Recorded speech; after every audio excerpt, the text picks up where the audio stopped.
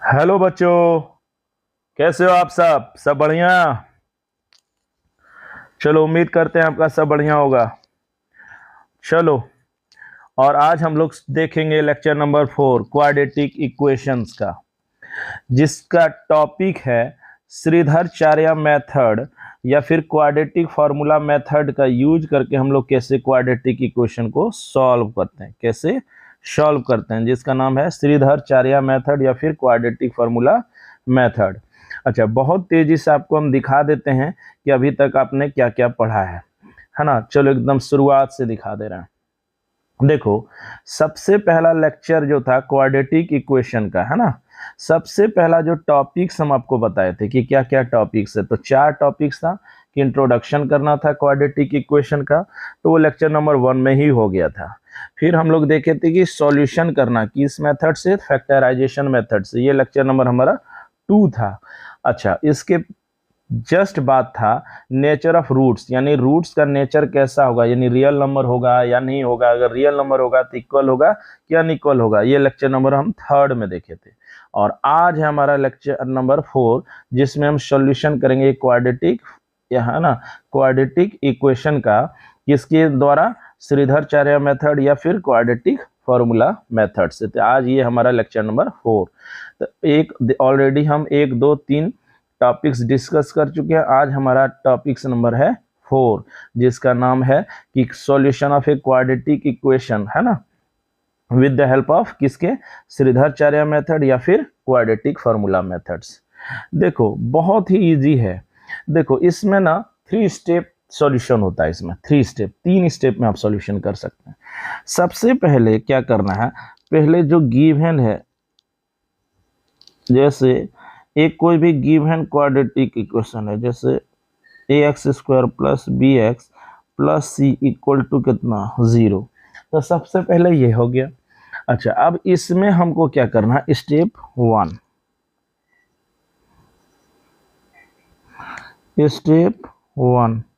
Step 1 में आपको क्या करना है, सबका कोफिशिएंट लिख लेना है, x² का, x का और कांस्टेंट तीनों ही लिख लेना।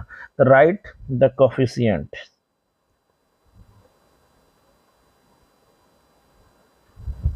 write the coefficients of इसका x², है ना, x and c and constant, ये तीनों आपको लिख लेना। तो तीनों आपको क्या करना है, लिख लेना। तो यहाँ जब आप लिखेंगे, जैसे चलो हमको इसी का देखते हैं। तो सबसे पहले हम यहाँ देखते हैं a is equal to a है, b इज इक्वल टू क्या है, b है, और c इज इक्वल टू क्या है, c, यानी constant is equal to constant. First step आपको यही करना है, ठीक है। अच्छा, स्टेप नंबर 2, चलो इसका कलर चेंज कर देते हैं। स्टेप 2 आपको क्या करना, स्टेप 2 में नेचर ऑफ रूट्स देखना हमको, नेचर ऑफ रूट्स, यानी आपको डी निकालना चाहिए, डी निकालना है ना। डी नेचर ऑफ रूट्स बताता है, जिसका फुल फॉर्म होता है डिस्क्रिमिनांट। तो डी बराबर b² माइनस 4ac। अब क्या करेंगे कि ये सब जो वैल्यू आया है a, b और c, इसका यहाँ पर मान रख देंगे। अब क्लियर है, जब हम b, a और c तीनों का मान यहाँ रख देंगे तो d का मान निकल आएगा। अच्छा, अब जब d निकल आएगा तो d का कितना वैल्यू आएगा, d का 3 वैल्यू आएगा। d का कितना वैल्यू आएगा, 3, है ना। d का कितना वैल्यू आएगा, 3। d का 3 ही हो सकता है, या तो d क्या आएगा, d या तो प्लस आएगा, या तो माइनस में आएगा, या 0 आएगा। यानी या तो 0 से बड़ा होगा, या तो 0 से छोटा, या तो 0 के बराबर। 3 ही केस हो सकता है। तो अगर हम पहले भी बता चुके हैं, अगर d का मान 0 से बड़ा हो जाए, एक केस ये हो सकता है। एक हो सकता है d का मान जब 0 के बराबर हो जाए, और एक होता है जब d का मान 0 से छोटा हो जाए। तब हम लोग जब d निकाल लेते हैं, b² माइनस 4ac, यानी डिस्क्रिमिनांट, तब हम लोग इसको देखते हैं। तो हम यहाँ देखते हैं कि d इज ग्रेटर देन 0 हो सकता है, या d इज इक्वल टू 0, या d लेस देन 0। तो हम देखते हैं कि जब ग्रेटर देन 0 होता है तो रूट्स कैसा होता है, रूट्स आर रियल। कैसा हो जाता है? Roots are real and unequal, यानी अगर हम पहले भी लेक्चर नंबर 3 में देखे थे कि डी का मान अगर 0 से बड़ा हो जाए, मतलब पॉजिटिव नंबर, 0 से बड़ा मतलब क्या? Positive number. अगर कोई जी का मान पॉजिटिव नंबर आ जाए तो याद रखना रूट्स कैसा हो जाएगा? तो रूट्स हो जाएगा रियल एंड अनइक्वल, यानी बराबर नहीं होगा। अच्छा, अगर हम आपको पहले ही बताएं, चलो एक कलर चेंज करते हैं फिर, है ना। मान लिया जाए कि डी का मान 0 के बराबर है, तब याद रखना रूट्स, है ना, आर कैसा हो जाएगा? Roots are real and equal. Roots कैसा हो जाएगा? Real and equal. रूट्स कैसा हो जाएगा? रियल एंड इक्वल हो जाएगा। ठीक है। और अगर डी का मान, है ना, डी का मान क्या हो जाए? 0 से छोटा। डी का मान 0 से छोटा, तब याद रखना रूट्स हमारा हो जाएगा, रूट्स हमारा कैसा हो जाएगा? अगर डी से छोटा यानी निगेटिव नंबर, डी से छोटा मतलब क्या? निगेटिव नंबर में आ जाए, तब याद रखना रूट्स रियल ही नहीं होता है, तो रूट्स आर नॉट रियल, है ना, यही लिखना है आपको। रूट्स आर नॉट रियल, यानी ये रियल नंबर नहीं होगा। और जब रियल नंबर ही नहीं होगा तो क्लास 10th का बच्चा रुक जाएगा, यहीं तक आपको तब क्या करना है? रुक जाना है। इसके आगे फर्दर प्रोसेस ही नहीं लेना है। फर्दर प्रोसेस आप तभी लेना, है ना, जब डी का मान रियल नंबर में आए, यानी जब रूट्स रियल हो तभी आगे बढ़ना है। यानी इन दोनों केस में आपको आगे बढ़ जाना है, जब डी इज ग्रेटर देन 0 या डी इज इक्वल टू 0 तब। अच्छा, जब रूट्स कैसा हो? रियल। अगर रियल नंबर ही नहीं रहेगा तो आप कैसे बढ़िया? रियल नंबर मतलब कैसा नंबर? जो आज तक 10th में आप जितना भी नंबर्स पढ़े हैं सब रियल नंबर है। जैसे 1 2 3 4 प्लस माइनस, है ना, -3 -7 -2, कुछ भी पॉइंट में बोल लीजिए, रूट में बोलिए, दे आर रियल नंबर्स। तो जितना भी नंबर रूट्स में आप पढ़े हैं, है ना, √5 √7, they are all real numbers. तो रियल नंबर होने पर ही तो आप आगे बढ़िएगा। तो सीधा सीधी हम बता रहे हैं, जितना आप क्लास 10 तक पढ़े ना, they are all real numbers. अच्छा, तब अगर ये हो जाए, अगर ये हो जाए कि नहीं रूट्स रियल है, तब हम लोग क्या करेंगे? स्टेप 3 लेंगे। तब ही हम लोग स्टेप 3 लेंगे। और स्टेप 3 हम लोग, चलो एक डिफरेंट कलर उठाते हैं। अगर स्टेप 3 हम तभी लेंगे जब रूट्स रियल है ना। तब क्या करेंगे? स्टेप 3 में एक फॉर्मूला होता है जिसको कहते हैं क्वाड्रेटिक फार्मूला या श्रीधराचार्य फार्मूला, है ना, वो अप्लाई करेंगे। अच्छा, ये फार्मूला क्या है ना, एक फार्मूला अप्लाई करेंगे, एक फार्मूला अप्लाई करेंगे। ठीक है, क्या फार्मूला अप्लाई करेंगे? तो फार्मूला अप्लाई करेंगे x is equal to -b plus minus √d/2a, ये होता है। तो श्रीधराचार्य का ये फार्मूला हम लोग अप्लाई करेंगे। चलो इसको हम थोड़ा सा अच्छे से घेर देते हैं, इसको आप याद रख लेना। तब ये फार्मूला हम लोग अप्लाई कर देंगे, है ना। जब देखेंगे कि रूट्स रियल है तो x इज इक्वल टू, यानी roots is equal to x मतलब बोले तो क्या? रूट्स। x बोले तो रूट्स, तो रूट्स हो जाएगा, है ना, roots is equal to minus plus minus √d/2a, है ना। एक बार हम लोग प्लस में लेंगे यहाँ पर, एक बार यहाँ हम लोग क्या लेंगे? प्लस में, और एक बार यहाँ क्या लेंगे? माइनस में। तो क्या होगा हमारा रूट्स? 2 रूट्स हो जाएगा, एक होगा प्लस से और एक होगा माइनस से। तो हम वैसे भी जानते हैं कि रूट्स कितना तरह का निकलेगा? क्वाड्रेटिक में 2 गो निकलेगा, है ना। रूट्स कितना निकलेगा क्वाड्रेटिक में? क्वाड्रेटिक इक्वेशन में रूट्स 2 निकलेगा, क्वाड्रेटिक इक्वेशन में रूट्स 2 निकलेगा, है ना। तो वही दोनों यहाँ इसकी मदद से निकल जाएगा। चलिए एक चीज जान लो एक बार बहुत तेजी से कि कैसे इसको हम लोग करेंगे। देखो सबसे पहले आपको क्या करना है, सबसे पहले देखो जो क्वाड्रेटिक इक्वेशन दिया है, जैसे X square plus B X plus C दिया है, वो दिया, सबसे पहले कोफिशिएंट लिख लेना, X square and constant term तीनों को लिख देना, लिख दिए। तो यहाँ जैसे A equal to A, B equal to B, C equal to C दे दिए, ठीक है। अब क्या करना है आपको, स्टेप 1 यहाँ लिख देने के बाद खत्म। स्टेप 2 में आपको डी निकालना है। डी बराबर होता है B square minus 4ac। D बराबर क्या होता है, बी स्क्वायर माइनस 4ac। अच्छा, डी जब निकाल लिया तो डी देखो नंबर तो 3 ही हो सकता है, या तो प्लस होगा, या तो माइनस होगा, या तो 0 होगा। तो अगर प्लस है डी का मान तो सोच लेना रूट्स रियल एंड डिस्टिंक्ट होगा। अगर 0 बराबर हो जाए तो रियल एंड इक्वल होगा। अगर लेस देन आ जाए तो रूट्स होगा ही नहीं रियल नंबर। रियल मतलब समझो कि क्लास 10th में जितना नंबर आज तक पढ़े कोई भी नंबर नहीं होगा। अच्छा, अब अगर रियल हो तभी आगे बढ़ना, अगर रियल नहीं हो, जैसे डी लेस देन आ जाए, निगेटिव है, तो यहीं रुक जाना, इसके आगे बढ़ना ही नहीं। स्टेप 3 तब लेंगे और इसका एक क्वाड्रेटिक फार्मूला लगा देंगे। श्रीधराचार्य नामक साइंटिस्ट, मैथमेटिशियन साइंटिस्ट थे भारत के, उन्होंने फार्मूला बनाया था x is equal to minus b plus minus root d by 2a, तो अप्लाई कर देंगे और यहाँ से हम लोग 2 रूट्स इसका आराम से निकाल लेंगे। चलिए अब एग्जाम्पल से, है ना, 3 एग्जाम्पल हम देते हैं, इससे क्लियर हो जाएगा। चलो देखते हैं कि कैसे श्रीधराचार्य मेथड से सॉल्व करते हैं। ठीक है, सबसे पहले जैसे क्वेश्चन है एक्स स्क्वायर, है ना, plus 3x plus 2 equal to 0, ये है क्वेश्चन। इसको श्रीधराचार्य मेथड से सॉल्व करना है। तो सबसे पहले हम लोग क्या करेंगे, स्टेप 1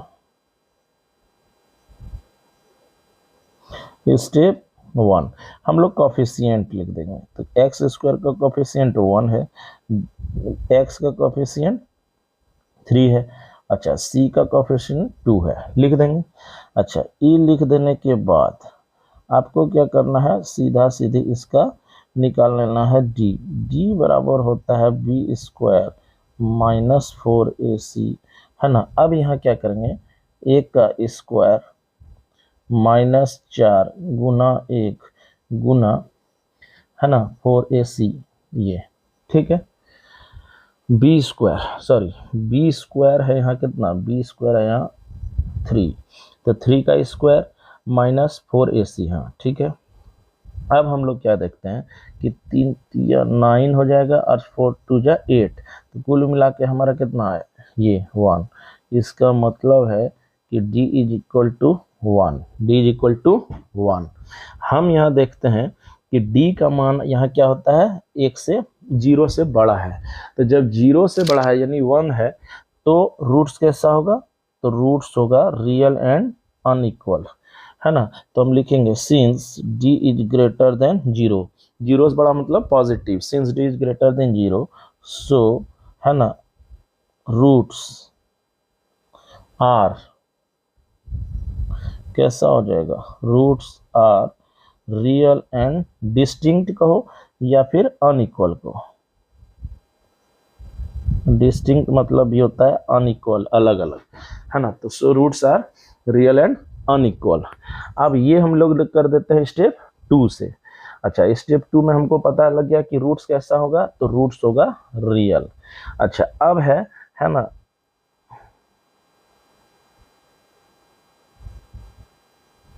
ना, अब होगा स्टेप 3। जब रियल है तब क्या होगा, तब हमारा रूट्स का फॉर्मूला है ना, कि अगर x है तो x में लिख देंगे, y रहेगा तो y में लिख देंगे। तो x बराबर फॉर्मूला होता है minus plus minus root d by 2a, ठीक है। अब हम लोग यहाँ देखेंगे, तो यहाँ हम लोग क्या देखेंगे, माइनस, ठीक है। अच्छा, यहाँ पर क्या है, b क्या है, b यहाँ 3 है, तो यहाँ क्या पहले फॉर्मूला माइनस है, तो माइनस ये हो गया। अच्छा, ये हो गया। अच्छा, d बराबर क्या है 1, अब यहाँ 2a लगा देंगे।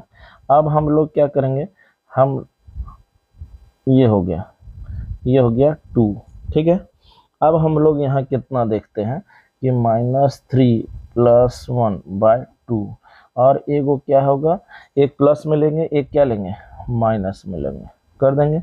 अच्छा यहाँ कितना हो गया -2/3, एगो यहाँ से कितना हो गया -4/2। अब हम लोग देखते हैं ये और ये कट गया, ये और ये कट गया। अब हम तब देखते हैं कि एक रूट हमारा आया है -1, एक रूट आया हमारा 2, तो x बराबर कितना हो गया, x बराबर हो गया 1 और 2। इसका मतलब है कि रूट्स कौन कौन सा हो गया इस इक्वेशन का, तो रूट्स हो गया, है ना, रूट्स हमारा हो जाएगा x = -1 और 2, है ना। एक हो हमारा रूट्स हो जाएगा -1 और एक होता है +2। चलिए, तो ये है इसका सॉल्यूशन।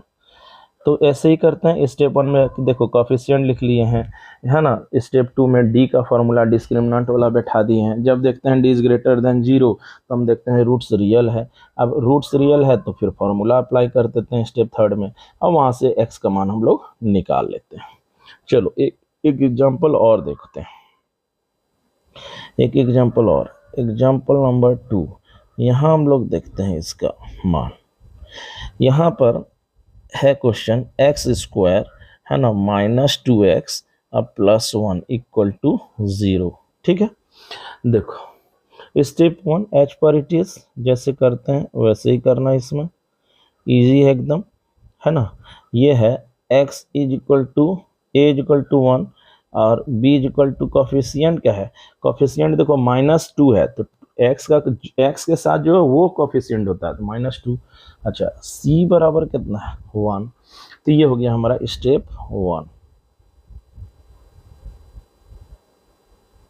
है ना। अच्छा अब यहाँ पर क्या है, d बराबर b² -4ac, यही लगाते हैं। अब हम देखते हैं ये डिस्क्रिमिनेंट का फॉर्मूला होता है जो हमको नेचर ऑफ रूट्स बता देता है कि रूट्स कैसा होगा।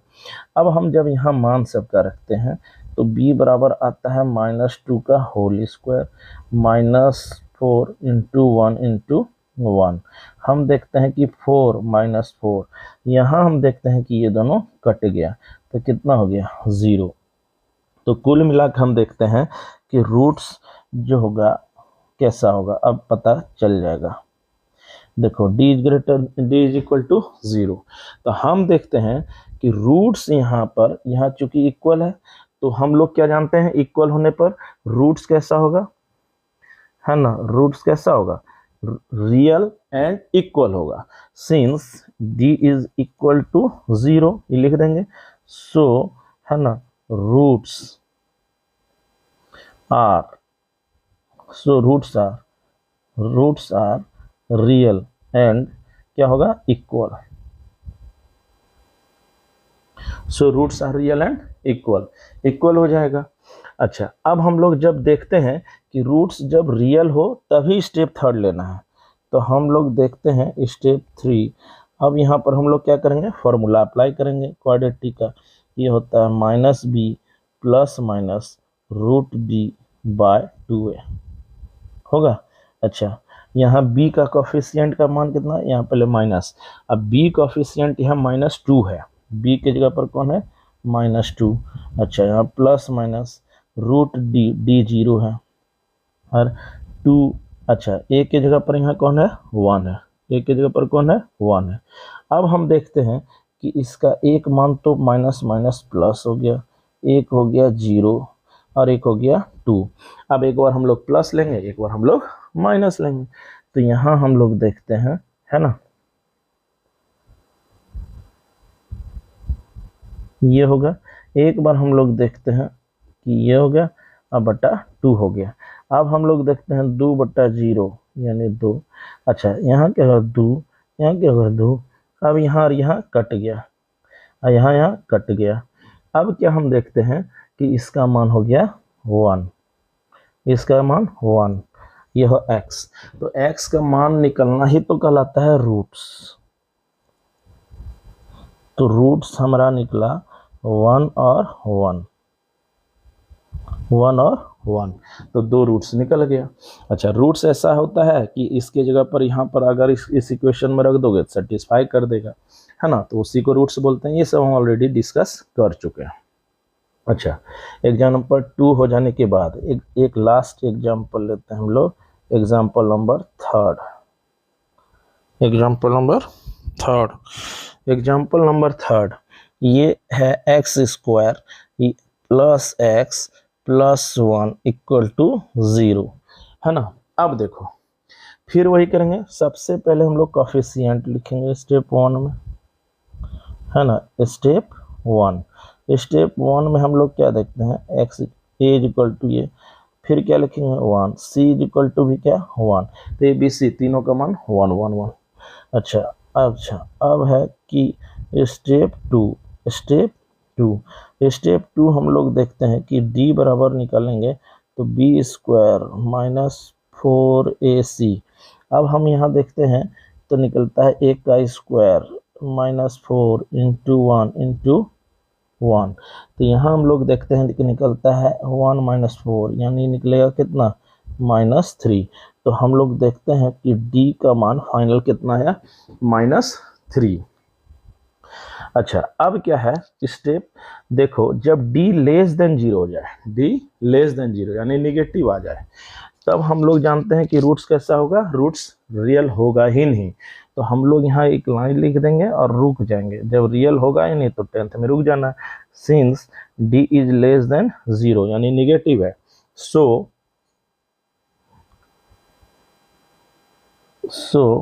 रूट्स आर नॉट रियल होगा नहीं, है ना। तो 10th में हम लोग क्या करते हैं, यहीं पर स्टॉप कर जाते हैं, जब रियल है ही नहीं तो रुक जाना, है ना। तब x का फॉर्मूला ही नहीं अप्लाई होगा क्योंकि रूट्स रियल है ही नहीं, है ना। ये 11th में आगे बढ़ता है, तो 10th में आपको यहीं रुक जाना।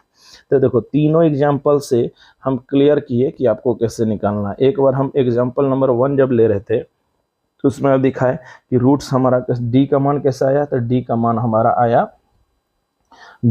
हमारा आया +1, इसका मतलब 0 से बड़ा, तो हम बोले कि रूट्स रियल एंड अनइक्वल होगा। देखो यहाँ पर आया भी है -1 और +2, इसका मतलब अनइक्वल आया। फिर एग्जाम्पल नंबर 2 में हम जब देख रहे थे तो डी का मान कितना है 0 के बराबर, तो हम देखते हैं कि रूट्स यहाँ पर क्या है, रियल और इक्वल है। देखो नेचर ऑफ रूट्स में भी हम पढ़े थे। अच्छा, एग्जाम्पल नंबर थर्ड में हम देखते हैं कि, है ना, एग्जाम्पल नंबर जब थर्ड देखते हैं तो एग्जाम्पल नंबर थर्ड में हम देखते हैं डी का मान निगेटिव है, और निगेटिव होने पर हम पहले ही जान गए थे कि रूट्स रियल नहीं होगा, और जब रूट्स रियल नहीं होगा तो यहीं पर स्टॉप कर जाना, है ना। तो ये था श्रीधराचार्य मेथड। अच्छा, अब है कि श्रीधराचार्य मेथड आया क्यों, एक चीज है, और आपको इंटरेस्ट है तो जान लीजिए। देखो बहुत सारा ऐसा क्वेश्चन है ना, यहाँ तक है, अगर ये एक्स्ट्रा पॉइंट है ना, अगर कोई आपसे पूछता है कि जब क्वाड्रेटिक इक्वेशन को हम बहुत आसानी से बना सकते हैं, है ना, फैक्टराइजेशन मेथड से, तो फिर ये क्वाड्रेटिक फार्मूला या श्रीधराचार्य मेथड क्यों आया। तो देखो क्वाड्रेटिक इक्वेशन को जब हम सॉल्व करते हैं ना, किससे, फैक्टर फार्मूला से फैक्टराइजेशन करते हैं, है ना, तो एक कमी है इसमें, ये हर एक सवाल को सॉल्व नहीं कर पाता है या उसके बारे में कोई जानकारी भी नहीं दे पाता है। जैसे एक एग्जांपल आपको हम देते हैं, एग्जांपल थर्ड, आप देखिए x² + x + 1, है ना, इक्वल टू 0। आप इसका फैक्टर से बना के देखिए, है ना, देखिए कितना प्रॉब्लम आएगा, आप नहीं कर पाएंगे। देखिए 1 1 जा, जैसे नियम क्या था, नियम था यहाँ का कोफिशिएंट यहाँ का कोफिशिएंट दोनों मल्टीप्लाई, तो आप जैसे किएंगे 1, अब 1 का निकालेंगे तो क्या निकलेगा, फैक्टर 1 1। अब 1 1 से बनाना है कितना, यहाँ पर 1, तो आप एक को जोड़िएगा तो 2 हो जाएगा, एक घटाइएगा तो 0 हो जाएगा, लेकिन किसी भी कीमत पर 1 नहीं आ पाएगा, है ना। इसलिए देखो ये सॉल्व नहीं कर पाया और ना ही इसके बारे में कुछ ये बोल पाया। जबकि डी जब हम निकालते हैं श्रीधराचार्य मेथड में या क्वाड्रेटिक फार्मूला में, तो वो हमको क्लियर मैसेज करता है कि इसका रियल रूट्स होगा नहीं।